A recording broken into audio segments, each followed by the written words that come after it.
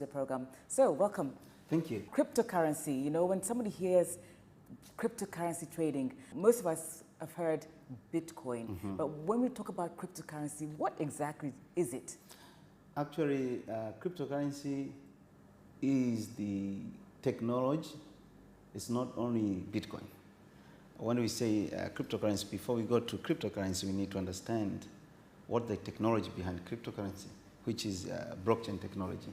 So cryptocurrency, this was the idea that established by Satoshi Nakamoto. We don't know if it's a group of people, of a person, because he's not known up until to date. Today? Yes, until today. Oh my goodness. So he introduced this in 2009, and what he wanted was to establish a system whereby we transfer money easily from one point to another.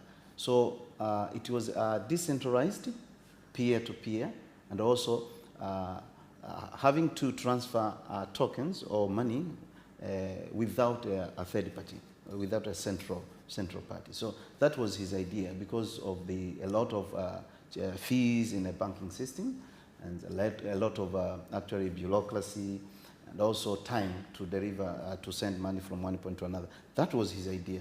So he introduced Bitcoin as a cash electronic system, actually, peer-to-peer electronic cash system. The paper he published in 2009, actually explaining how we can send money from each other without any central system. So from that point, a lot of research has been done, and so many blockchain technologies has arose, actually. Till today, there are more than 10,000 crypto tokens, but these tokens, they are divided into different actual types. Some are used as an asset, some are used as a utility tokens. You want maybe to send, for example, we have a local system in our country. So you can use blockchain as a decentralized system to issue those tokens to avoid cyber attack, because it is very difficult to attack the blockchain system because of its decentralized nature. When you say blockchain, for somebody who's, Yes. it's difficult to understand. Sure. So can we try and, what is exactly? Okay, so blockchain is a peer-to-peer, decentralized and distributed ledger.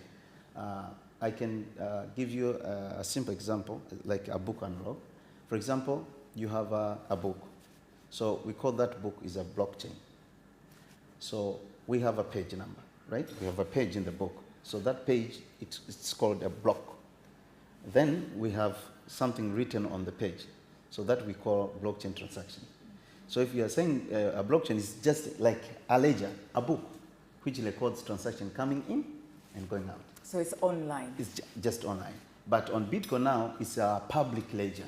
Right now, I can show you what is happening through the network of Bitcoin. People are sending money, others are receiving money. Openly, you can see who is sending how much to who. But you can't know who is actually a person, because they send through an address. It's like a hash string. When I say a hash, it's an encrypted message. Cryptocurrency is like, it's the thing or the way to go right now when we look at the trends around the world. A lot of countries seem to be really involved in this kind of trading. For Tanzania, when we look at Tanzania, recently President Samia Suluhu Hassan said, okay, we have to look into this and see how Tanzania can also go about doing this, And we know that the central bank had actually banned, cryptocurrency trading in 2019. But despite the ban, people are still trading. So, this trading, can you actually control it? Can it be regulated? Is it something that is inevitable for Tanzania? What are your views on that? Okay, so cryptocurrency, when we talk about Bitcoin blockchain, it's a network which cannot be actually controlled by external factors or external authority. It has its own protocol. So if you want to control it, you need to participate in the protocol. Actually, you can't participate in the protocol to control it, because it has predefined the protocol that if this happens, this happens. If this happens, this happens. That's why you cannot take down the Bitcoin network. So we need, actually in Tanzania, people are trading. They are benefiting from the cryptocurrency activities. So what do you do? And you can't stop them. You can't stop them because you don't know who are they. You can't, because they are participating. Actually, Bitcoin is anonymous. But if you want to control, the activities, you can, because actually there's two types of transactions. You can transact from one Bitcoin to another Ethereum. For example, one Bitcoin to Ethereum, or Ethereum to Ripple, or Ripple. These are the types of crypto tokens. But when it comes to, I need Tanzania shillings, I will have to convert my Bitcoin into Tanzania shillings. Where does this transaction happen? It happens through exchange or peer-to-peer wallets. So if the government wants to regulate, they have to come and regulate these exchanges and peer-to-peer wallets, because they are companies, they are the custodians of these crypto tokens. Because if I'm transacting, I must have the token somewhere. It's like in the bank, my money is in a certain bank. So if I want to transact, the system of the bank, if it's down, I can't do anything. But lucky enough, in the Bitcoin systems, there is no one day or even a single day the Bitcoin can be down, because its network is decentralized. So there are so many transactions going on right now in Tanzania. So many people are trading. What is Tanzania or the government getting out of this trading, despite the fact that there's been a ban and it's not illegal? Actually, they are getting nothing, because they don't know who is trading. But Tanzanians are making money. Exactly, Tanzanians are making money. Some people have been employed on the system, because there is a lot of areas where Tanzanians are getting money. Some are doing mining, so these are the new term now. Some are doing mining, so they get money from mining activities. Some are getting money through, actually, we call staking. It's like you're putting your money into a fixed account. So you have a certain number of tokens, you stake them for a certain period of time, then you get commissions from the system. Because the validations of the transactions, there are two different mechanisms, consensus mechanisms. One of it is staking your funds on the system. So if you stake, you become a validator of the transactions going on. So if you stake a certain amount of your tokens, you get commissions from the transaction fees. So some are staking their tokens, they're getting passive income. And some are buying a Bitcoin and actually invest for a long period of time. For example, the price today is almost 30-something USD. I haven't checked today morning. So some people are buying while the price is low. They keep like 6 months, 1 year, and they find themselves, the price has gone much higher. Then they sell. So there are a lot of style people are making money. And some are doing a live trading. They are trading against the volatility. For example, in 24 hours ago or 7 hours ago, there were big fluctuations of Bitcoin value price. So people are benefiting from those volatility. So to benefit from 1 hour, 1 day transaction, you need to be an expert, because that's like Forex trading.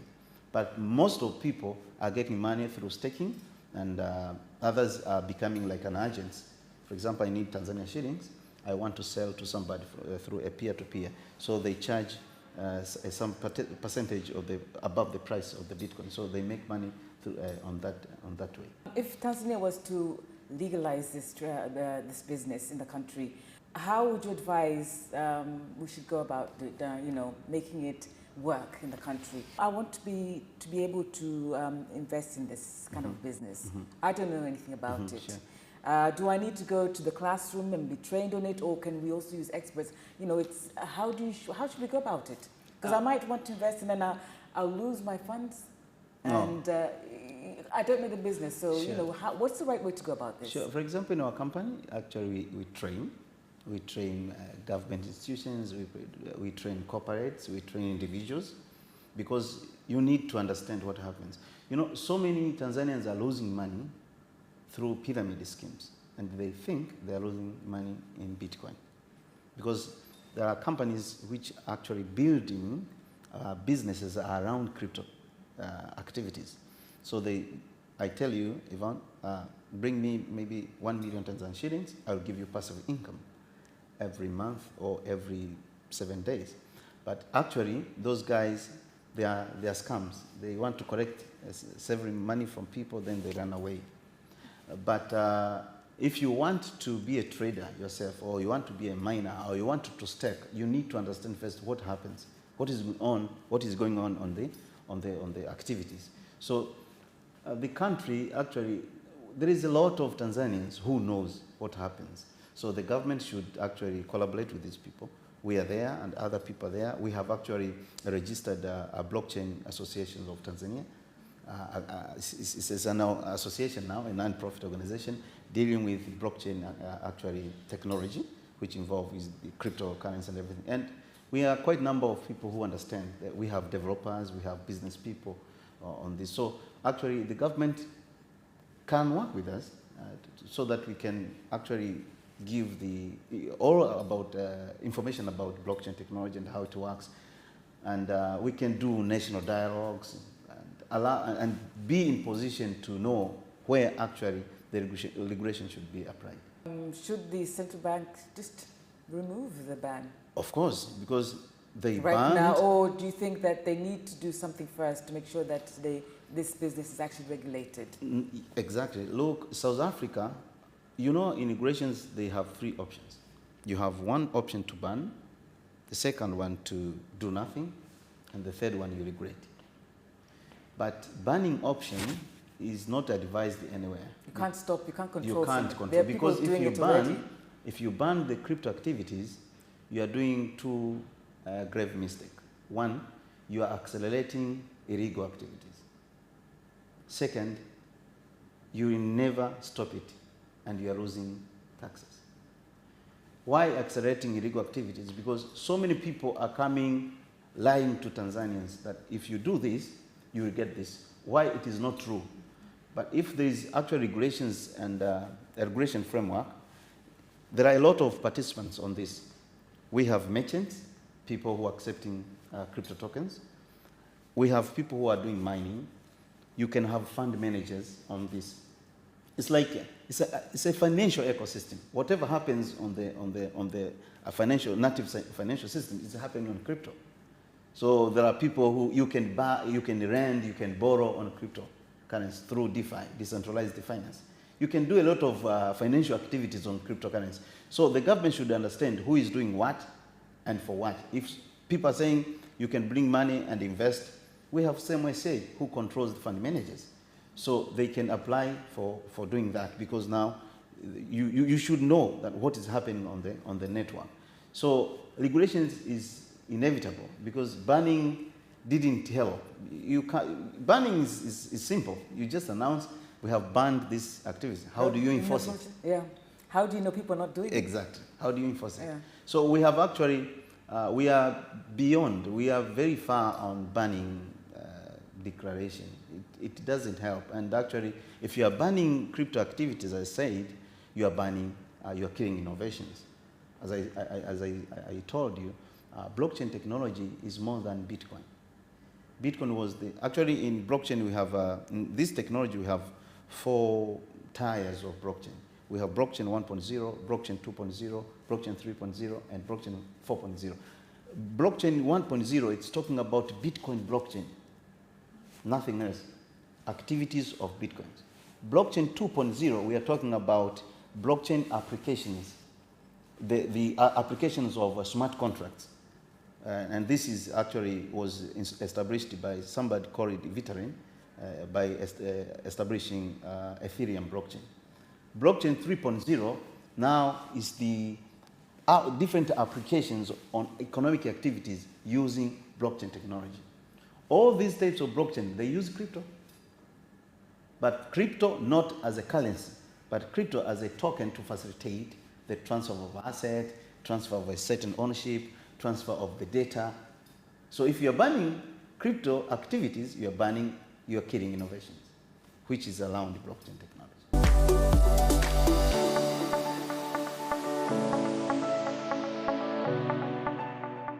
In this program, I have with me engineer Kabenda Balete, who is an expert on cryptocurrency. Tanzania agrees to go ahead with this cryptocurrency business in the country.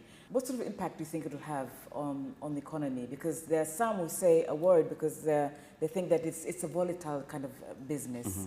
Is it very safe? Tanzania shilling is volatile. USD is volatile. Everything is volatile.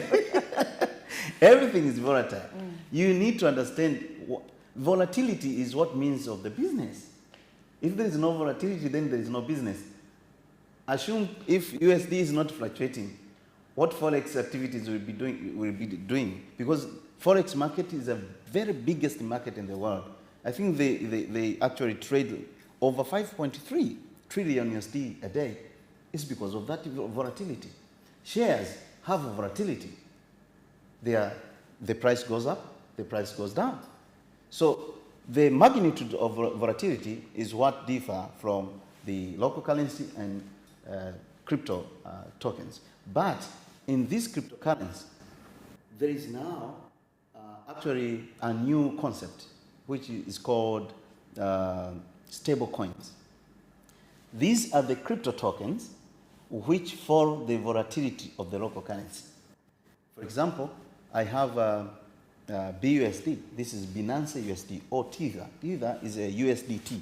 It means I have a crypto tokens but pegged against the US dollar.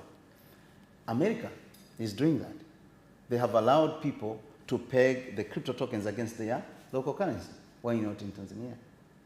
This actually helps to control the volatility. But Bitcoin is there and people are using it. There is so many ways of benefiting from the Bitcoin, not only selling or investing on the Bitcoin. Cryptocurrency is far from Bitcoin now.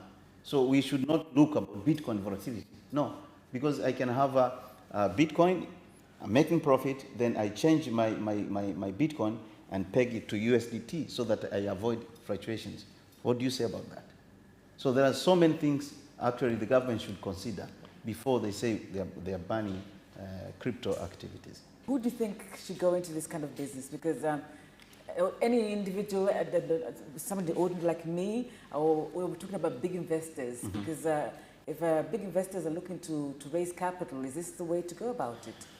Before I answer that, do you know that crypto, actually you can use Bitcoin to purchase products abroad? Go to Alibaba today, there are some manufacturers selling products. They will tell you, we accept Bitcoin. So if someone wants to benefit from even this money we are using, Tanzania shillings or USD, there are people who are making money for forex activities, right? They are traders. So if you want to trade forex, it means you need to understand how forex works. El Salvador has actually declared Bitcoin as a legal tender, and they said every citizen of El Salvador will receive 30 USD on their wallet, so that they can now understand how to use that Bitcoin on buying products and services. So it's not all about, if you want to invest in Bitcoin, it means you need to seek knowledge. You need to seek knowledge. If you want to use Bitcoin to buy products, then if there is a lot of knowledge, they allow people to train, then people will understand how to use Bitcoin to buy. Actually, it's very simple. It's a scanning, just a scan.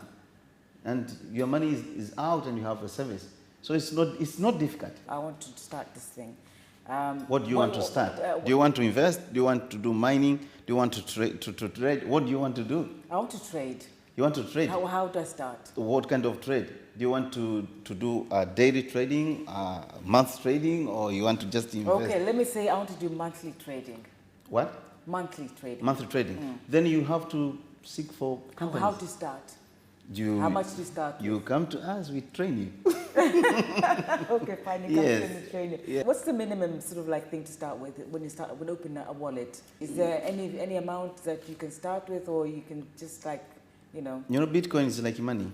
It's like digital money. So you can just say. It's like digital money. Okay. So if you have 5,000. If someone wants to start, just see how it goes. How much? It depends how much you want to make. Just to see how it goes. You can start with 10,000, 5,000, 2,000, 1,000, because Bitcoin is actually divisible. You can get 0.00 something, which is worth of maybe 1 USD or 2 USD, 3 USD, or 5,000 Tanzania shillings. So it depends what you want to do. If you want to invest and you need big profit, you have to put some good money. If you want to trade, just to trade on volatility, you can start with even 50,000, 100,000 Tanzania shillings. Some people think that they don't want to go to work or get employed somewhere. They'd rather just trade, sit at home, open an office at home, and that's their business. That's how they make money, you know. Is it right? Do you think? Because you can get addicted to this, and then what happens if you incur losses? You know, forex trading. Or should you just do it like a by the way sort of thing, you know? Okay, so trading, crypto trading is not a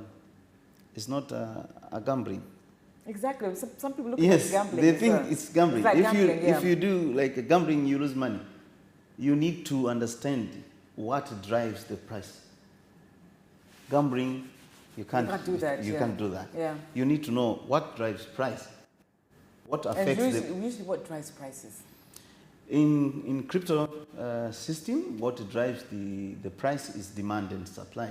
For example, there's a day Elon Musk, he was declared as the first richest person in the world, right? You remember? I remember that. And he said he bought 1.5 billion USD worth of Bitcoin. When he announced that, don't worry about the future. Prepare for the future. Make your own future. When you worry about the future, that is because you are lack of confidence. You lack of imagination. We don't have the solution for future, but our young people have a solution for future. I find in this world, young people don't worry about the future. Older people worry for the future. Let me tell you, future is the opportunity for everybody, especially the opportunity for young people, because we have nothing to lose.